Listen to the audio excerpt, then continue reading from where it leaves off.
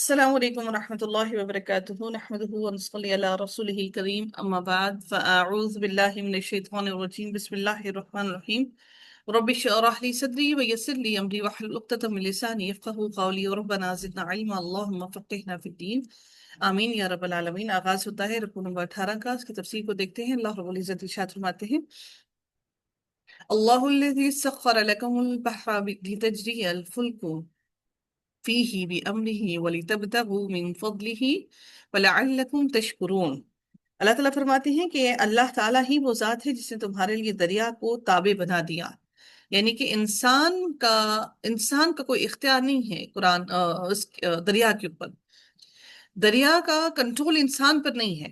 اللہ تعالیٰ فرماتے ہیں کہ اللہ ہی ہے جس نے دریا کو تمہارے لیے تابع بنا دیا تاکہ اس کے حکم سے اس میں کشتیاں چلیں اور تم اس کا فضل تلاش کرو اور تاکہ تم شکر ادا کرو۔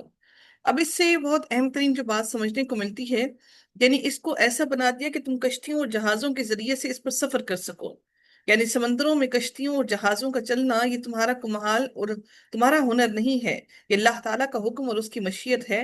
ورنہ اگر وہ چاہتا تو سمندروں کی موجوں کو اتنا سرکش بنا دیتا کہ کوئی کشتی اور جہاز ان کے سامنے ٹھہر ہی نہ سکتا، جیسا کہ کبھی کبھی وہ اپنی قدرت کے اظہار کے لیے ایسا کرتا ہے۔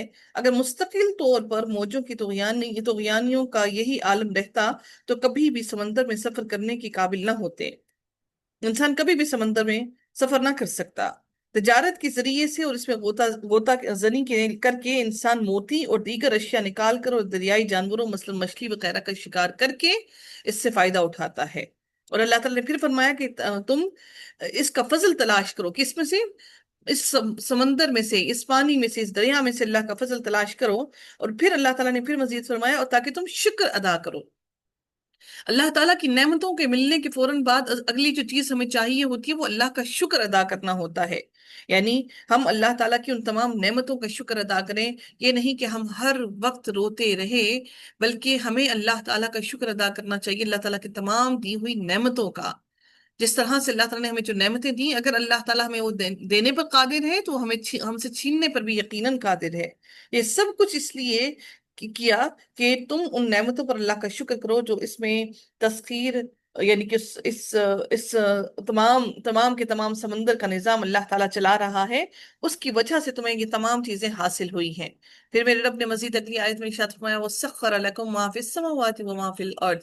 پہلے زمین کی بات کی جو ہماری آنکھوں کے سامنے ہمارے پاس موجود ہے، پھر اللہ تعالیٰ نے فرمایا اور آسمان اور زمین کی ہر چیز کو بھی اس نے اپنی طرف سے تمہارے لیے تابع کر دیا۔ متی کرنے کا مطلب یہی ہے کہ ان کو تمہاری خدمت پر معمور کر دیا، یعنی تمہاری خدمت پر ہر چیز کو اللہ تعالیٰ نے معمور کر دیا۔ اللہ تعالیٰ نے پھر فرمایا اسی آیت کے اگلے حصے میں ان فی ذلک لآیات لقوم یتفکرون، جو غور کریں یقیناً وہ اس میں بہت سی نشانیاں پالیں گے۔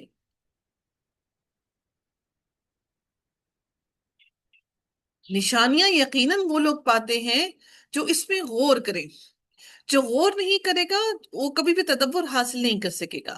تو یقیناً اس سے ہمیشہ وہ انسان، وہ لوگ جو غور اور فکر اور تدبر حاصل کرتے ہیں، غور کرتے ہیں، صرف اور صرف وہی لوگ ہیں جو اس سے ان نشانیوں سے فائدہ اٹھا سکتے ہیں۔ اگر ہم قرآن کو اسی طرح سے حرف بہ حرف ترجمہ کے بغیر ایسے ہی عربی میں پڑھتے جائیں ہم کبھی بھی قرآن پہ تدبر حاصل نہیں کر سکتے۔ تدبر حاصل کرنا کیا ہوتا ہے کہ قرآن کو غور و فکر کر کے سمجھنا۔ اللہ تعالیٰ نے پھر فرمایا قُلْ لِلَّذِينَ آمَنُوا يَغْفِرُوا لِلَّذِينَ لَا يَرْجُونَ أَيَّامَ اللَّهِ لِيَجْزِيَ قَوْمًا بِمَا كَانُوا يَكْسِبُونَ۔ اللہ تعالیٰ نے فرمایا کہ آپ ایمان والوں سے کہہ دیں کہ وہ ان لوگوں سے درگزر کریں جو اللہ کے دنوں کی توقع نہیں رکھتے، یعنی جو اس بات کا خوف نہیں رکھتے کہ اللہ تعالیٰ اپنے ایماندار بندوں کی مدد کرنے اور دشمنوں کی اور نیست و نابود کرنے کی قدرت رکھتا ہے۔ اس سے مراد کافر ہیں۔ اور ایام اللہ سے مراد کیا ہے کہ اللہ تعالیٰ نے جو انسان کے لیے وقت مقرر کر رکھا ہے، اس کی موت کا اور اس کی قیامت کے دن کا، اس کے وقوع ہونے کا، اس کے واقع ہونے کا یقین نہیں رکھتے کہ یہ حقیقت میں واقع ہوگا۔ مطلب یہ ہے کہ ان کافروں سے عفو و درگزر سے کام لو جو اللہ کے عذاب اور اس کی گرفت سے مکمل طور پر بے خوف ہیں۔ یہ ابتدائی حکم تھا جو مسلمانوں کو پہلے دیا جا رہا تھا۔ بعد میں جب مسلمان مقابلے کے قابل ہو گئے تو پھر سختی کا اور ان سے ٹکرا جانے یعنی کہ جہاد کرنے کا حکم دیا گیا۔ اللہ تعالیٰ نے فرمایا کہ تاکہ اللہ تعالیٰ ایک قوم کو ان کے کاموں کی وجہ سے ان کے کرتوتوں کا بدلہ دے دے، یعنی جب تم ان کی ایذاؤں پر صبر اور ان کی زیادتیوں سے درگزر کرو گے تو یہ سارے گناہ ان کے ذمے ہی رہیں گے جن کی سزا ہم قیامت والے دن ان کو دیں گے۔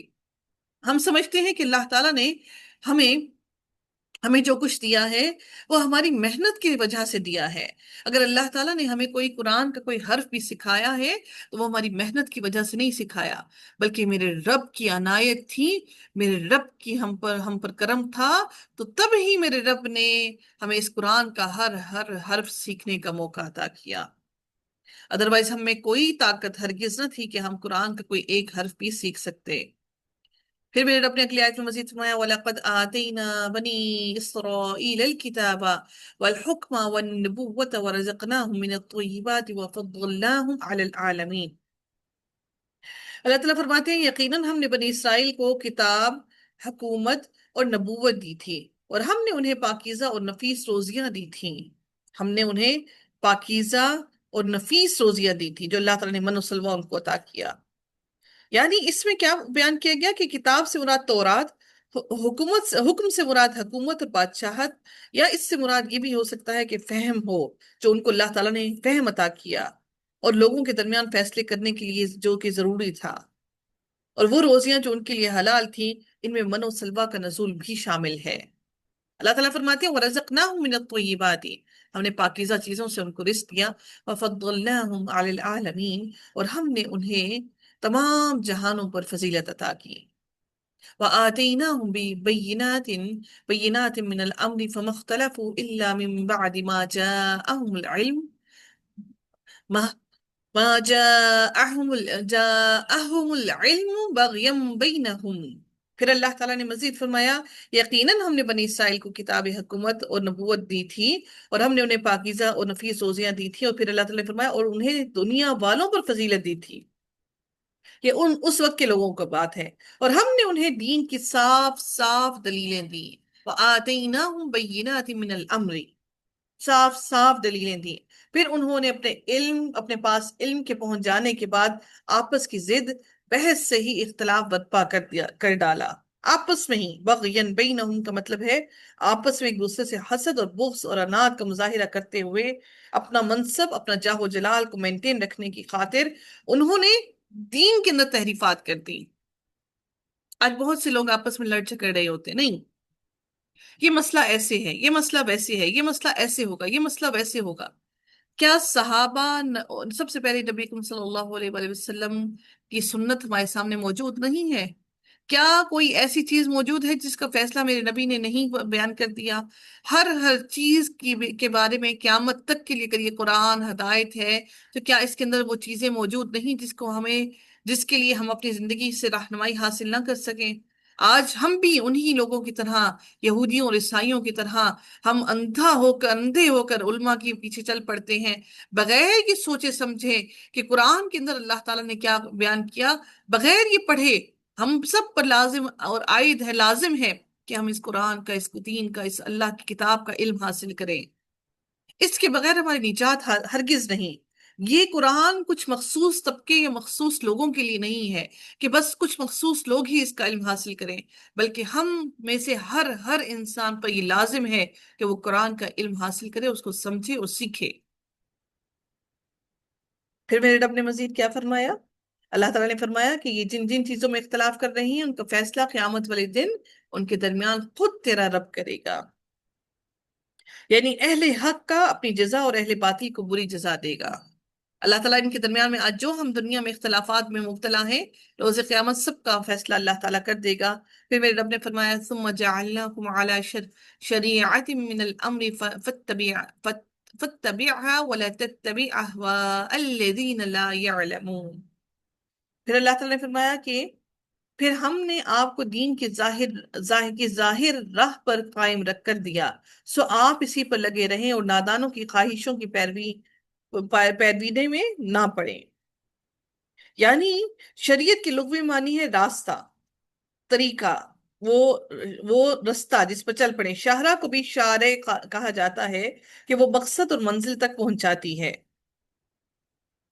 شریعت سے مراد وہ دین ہے جو اللہ نے اپنے بندوں کے لیے مقرر فرمایا ہے تاکہ لوگ اس پر چل کر اللہ کی رضا کا مقصد حاصل کر لیں۔ آیت کا مطلب ہے ہم نے آپ کو دین کے ایک واضح راستے یا طریقے پر قائم کر دیا ہے جو آپ کو حق تک پہنچا دے گا۔ جو اللہ کی توحید اور اس کی شریعت سے ناواقف ہے، مراد کفار مکہ اور ان کے ساتھی ہیں۔ یعنی کس کے بارے میں بیان کیا گیا؟ پھر ہم نے آپ کو دین کی ظاہر راہ پر قائم کر دیا، سو آپ اسی پر لگے رہیں اور نادانوں کی خواہش کی پیروی نہ کریں۔ وَلَا تَتَّبِعْ أَهْوَاءَ الَّذِينَ لَا يَعْلَمُونَ، وہ خود نہیں جانتے تو آپ کو کون سی راہ کی ہدایت دے سکتے ہیں۔ میرے رب نے پھر مزید فرمایا انہم لن یغنوا عنک من اللہ شیئا وان الظالمین بعضهم اولیاء بعض واللہ ولی المتقین۔ اللہ تعالیٰ فرماتے ہیں کہ یاد رکھیں کہ یہ لوگ ہرگز اللہ کے سامنے آپ کے کچھ کام نہیں آ سکتے۔ سمجھ لیں کہ ظالم لوگ آپس میں ایک دوسرے کے رفیق، آپس میں ایک دوسرے کے دوست، اولیاء، ولی ہیں، اور پرہیزگاروں کا کارساز صرف اور صرف اللہ ہے۔ واللہ ولی المتقین، یہاں پر واحد ہے، یہاں پر جمع ہے، اور اللہ تعالیٰ ہی ہے جو متقیوں کا ولی ہے، دوست ہے، ان کا ہمسر ہے، ان کی مدد کرنے والا ہے۔ ھذا بصائر للناس وہدی ورحمۃ لقوم یوقنون۔ پھر میرے رب نے مزید فرمایا یہ قرآن لوگوں کے لیے بصیرت کی باتیں اور ہدایت اور رحمت ہے اس قوم کے لیے جو یقین رکھتی ہے۔ یعنی یہ کس کے لیے؟ جو قوم یقین رکھتی ہے۔ یعنی ان دلائل کا مجموعہ ہے جو احکام دین سے متعلق ہیں اور جن سے انسانی ضروریات اور حاجات وابستہ ہیں۔ یعنی جو اللہ تعالیٰ کی یہ قرآن لوگوں کے لیے بصیرت کی باتیں جو انسان اپنی آنکھوں سے دیکھ رہا ہے نا، اور یعنی انسانی ضروریات اور تمام حاجات کو، ان تمام چیزوں کو بتاتی ہے، اور ہدایت اور رحمت ہے اس قوم کے لیے جو یقین رکھتی ہے۔ یعنی دنیا میں ہدایت کا راستہ بتلانے والا ہے قرآن، اور آخرت میں رحمت الہی کو ہم انشاءاللہ رحمت الہی کو روز قیامت ضرور پائیں گے۔ ام حسب الذين طرحوا السيئات ان نجعلهم كالذين آمنوا وعملوا الصالحات سواء محياهم ومماتهم ساء ما يحكمون۔ کیا ان لوگوں کا جو برے کام کرتے ہیں یہ گمان ہے کہ ہم انہیں ان لوگوں جیسا کر دیں گے جو ایمان لائے اور نیک کام کیے، کہ ان کا مرنا جینا یکساں، کیا ان کا مرنا جینا یکساں ہو سکتا ہے؟ برا ہے برا ہے وہ فیصلہ جو وہ کر رہے ہیں۔ یعنی دنیا اور آخرت میں دونوں کے اعمال میں کوئی فرق نہ کریں، اس طرح ہرگز نہیں ہو سکتا۔